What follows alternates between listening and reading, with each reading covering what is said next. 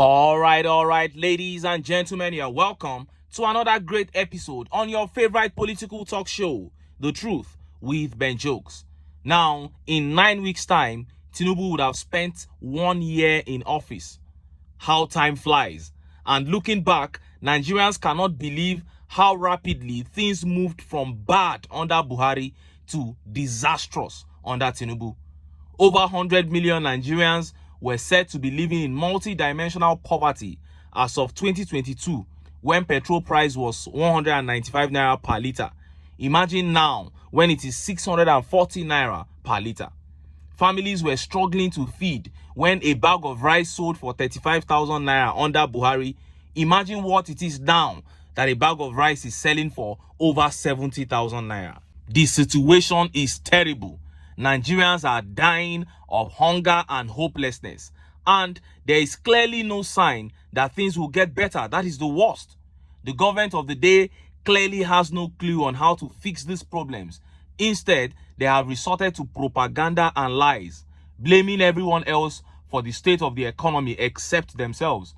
Tinubu's 2024 budget was filled with frivolities, was clearly a budget for the elites. He spent billions buying cars for lawmakers, budgeted 6 billion naira for their car park, NEPA poles to be mounted in an area where one pole will cost more than 20 million naira, and so on and so forth. Yet, Tinubu regime wants people to believe that they have no fault in all this. It is obvious that they had no plan from the very beginning. And few hours ago, SANWO came out and said Nigerians should not blame Tinubu for the problems of Nigeria. But where he triggered Nigerians totally was where he said the people should start coming forward with ideas instead of complaining. Before I show you what he said and how Nigerians reacted, let me quickly show you this update. Julius ABURE of Labour Party has gone rogue. Yesterday, he organized a fake national convention in a hotel in Anambra and he re-elected himself as the party's national chairman. But INEC has come out to disown that convention. And that is the update there. INEC disowns Anambra Labour Party convention. This man is going to end up like Lamidia Papa. And he's so sad that he has chosen to go this route. And following that fake convention, the board of trustees of the Labour Party issued this statement. Look at how the papers reported it. BOT plans fresh national convention, nullifies Anambra exercise, re-electing ABURE as LP chairman. The board of trustees of the Labour Party has announced its takeover of the running of the affairs of the party. Making the disclosure in a statement on Wednesday, the party's BOT chairman SOZ Ejiofor said the move became necessary to avoid any leadership vacuum in the party. According to Mr. Ejiofor, the latest development, which is in line with the party's constitution, followed the expiration of the tenure in office of the immediate past National Working Committee of the Labour Party headed by Mr. Julius ABURE. Mr. Ejiofor stated that the BOT does not recognize the party's controversial national convention, which took place earlier in the day in Anambra, where Julius ABURE was re-elected as national chairman. He said, furthermore, the board of trustees of the Labour Party, in consultation with the major stakeholders in the party, will soon communicate the process for the conduct of an all-inclusive and expansive national convention of the Labour Party. This is in line with the March 20, 2018 Federal High Court consent judgment delivered by Justice Gabriel Kolawole, which recognized the Nigerian Labour Congress as the owner of the Labour Party and mandated that an all-inclusive and expansive national convention of the Labour Party be held. The decision of the Board of Trustees is also in furtherance of the agreement signed between the former national chairman of the Labour Party, Mr. Julius ABURE, and the Nigerian Labour Congress and the Trade Union Congress on 27 June 2022, which was mediated by the Independent National Electoral Commission, he stated, commending the party members, especially workers, students, youths, market women, and men, obedient and candidates on its platform for their contributions and fidelity to the ideals of the party. The BOT chairman promised to quickly set processes in motion for the conduct of an all-inclusive and expansive national convention. Unlike the charade that took place today in Nnewi and in tandem with the principles of popular democracy, the all-inclusive national convention will start with grassroots congresses at ward, local government, state, and ultimately at the national level. This process will not leave any genuine member of the Labour Party out and will be held in the full view of the Independent National Electoral Commission, media, civil society, security agents, and the general public, it added. The BOT also applauded the leader of the party and its presidential candidate for the 2023 general elections, Mr. Peter Obi, and key stakeholders in the party for not attending the controversial convention that took place in Nnewi.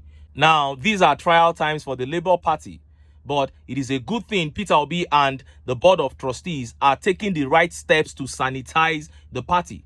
Everyone knows that Obi is the pillar of the Labour Party, and if he leaves, the party dies.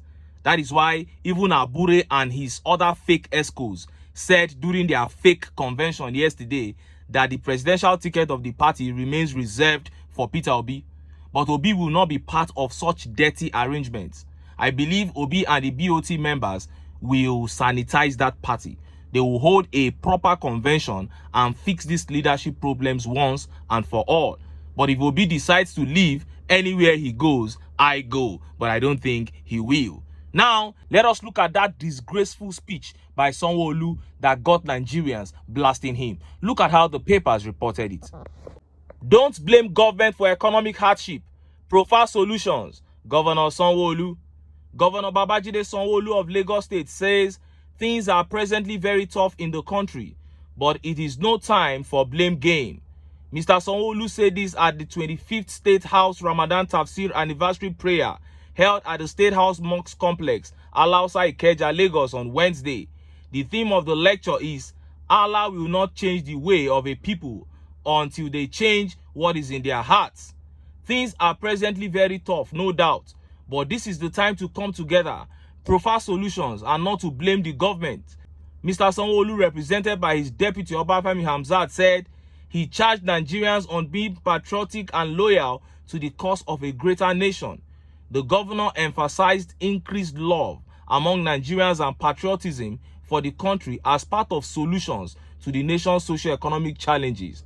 He acknowledged that global recession, which was not limited to Nigeria, necessitated the current hardship being faced. Mr. Sanwo-Olu urged Nigerians to return to the way of life where Africans were charitable towards one another. He stated that it was disheartening that Nigerians no longer lived a communal way of life, but now imbibed other people's culture. The governor stressed on the need for Nigerians to return to real African style of living, where it took the whole village to raise a child. You know, sometimes when these people give speeches, I begin to wonder if they actually knew what was written before they began reading. How can you ask me to prefer solution when it is you who eats billions? How can Sanwo-Olu complain about Nigerians not being African like before, but embracing Western life when he wears a watch that cost over 150 million naira? And look at how Nigerians reacted. Look at some of the tweet reactions. This tweet here says, yours is to create hardship. Ours is to look for solution. We have heard you. We've heard you because we are fools. And this tweet by Al Mustafa says, TINUBU doesn't have the magic wand to turn around Nigeria for good again. Sure, that was what they said. They said he was going to turn the whole Nigeria around. He did it in Lagos. And now you are asking ordinary Nigerians to start providing solutions. And this tweet by Queen B says, okay, here are the solutions. Solution number 1, end the humongous salaries of ex-governors and their deputies, just like Abia State had done. Number 2, make your budgeting process transparent and make it available to the public for accountability. Number 3, reduce the size of your government. Number 4, cut spending on frivolities. Hope you can start with these and see how quickly things can change for the good of the people. As simple as this sounds, let them go and implement this and you see how things will change. But they will never do it. But when they come publicly like this, they just talk and some gullible people will just swallow. What a shame. And this tweet here says, building a successful nation doesn't need clowns like you. Go ahead and resign. That is my preferred solution. That is it. And this tweet by Tosin Miles says, you dey ask me when no collect salary to prefer solutions for you that receive salary. Are you not mad? They are mad. They are mad. That is what I'm saying. When they talk at times, I wonder if they think they are talking to children. But this is the APC. I expect nothing different. They just say these things for saying sake. They actually came with the mission to kill, to steal, and to destroy. And Nigerians, like I always say, will never have the freedom and the dividend of democracy that they so desire until they put themselves together, cast aside sentiments, and kick the APC out of power by force and by fire. But until then, make I still enter town. Make I go get some ogbonge political news where una go like. Why? Because of una. Now I dey here, so